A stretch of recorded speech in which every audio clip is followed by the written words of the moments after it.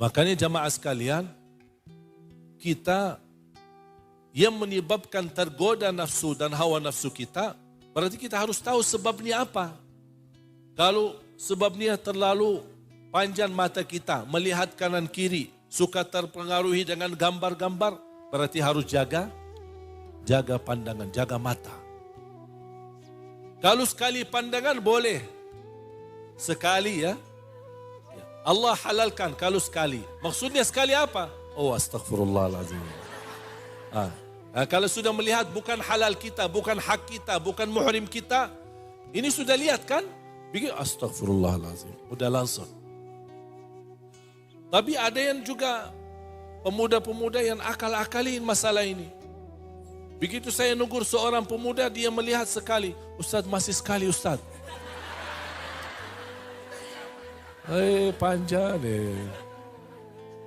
Pemuda di Indonesia ini memang bahaya nih. Jadi Allah menghalalkan satu pandangan sambil Rasul memberikan solusinya.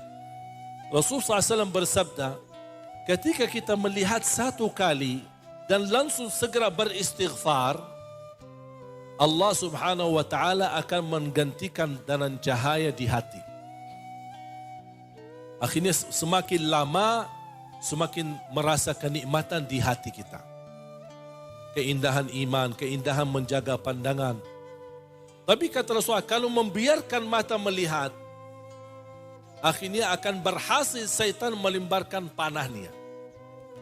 Satu panah dilimbar oleh syaitan dengan satu pandangan. Kalau kita tidak segera tutupi dengan istighfar, berarti panah kita atau panah syaitan sudah kena ke hati kita.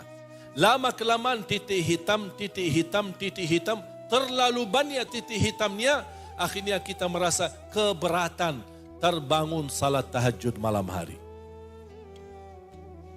Ada seorang bertanya Al-Imam Al-Fudail bin Iyad.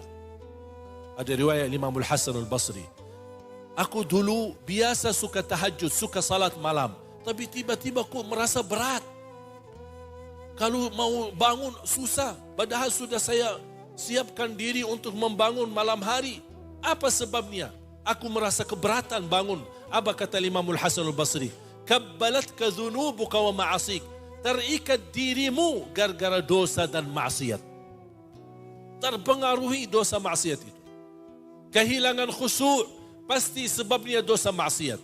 Yang paling bahaya dosa adalah dosa mata.